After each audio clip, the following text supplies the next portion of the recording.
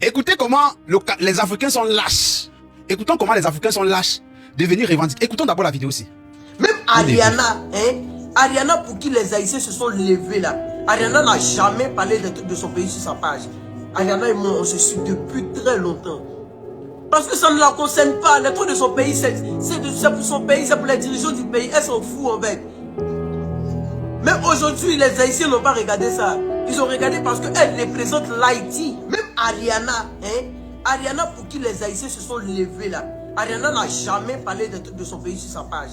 Ariana et moi, on se suit depuis très longtemps. Parce que ça ne la concerne pas. Les trucs de son pays, c'est pour son pays, c'est pour les dirigeants du pays. Elle s'en fout en fait. Même aujourd'hui, les Haïtiens n'ont pas regardé ça. Ce que tu dis là, c'est tout à fait faux. Oui. Parce que tu as peur. Qu'est-ce que tu as peur?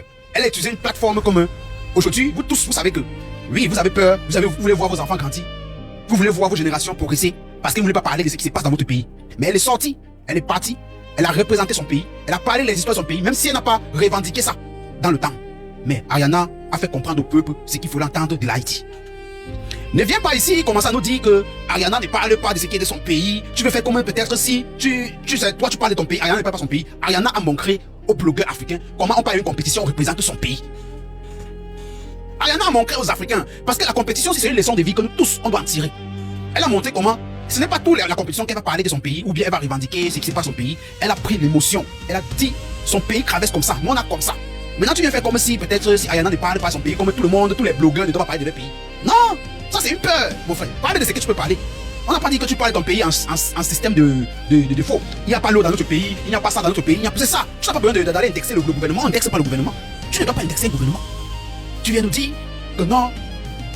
Arrête Makoso. Voilà nos blogueurs africains. Ça c'est nos blogueurs africains. Il se prend maintenant comme la victime, comme quelque chose lui croquait dans le cœur. Je suis Ariana depuis. Ariana ne parle jamais des trucs de son pays. Mais elle a représenté son pays en prononçant des choses que nous on ne connaissait pas. Et on a connu ça lorsqu'elle a parlé dans nos lives.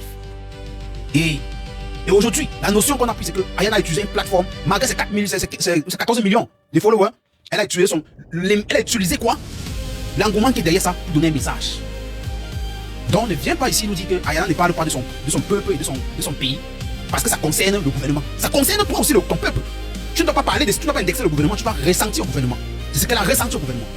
Ne viens pas nous raconter, Simrache Makoso, que Ariana ne parle pas du gouvernement depuis. Ne venez pas nous dire ici là que. Non, arrête ça. Quand quelque chose vous dépasse, il faut accepter nous les Africains. Il faut prendre l'exemple. Ne critiquez pas.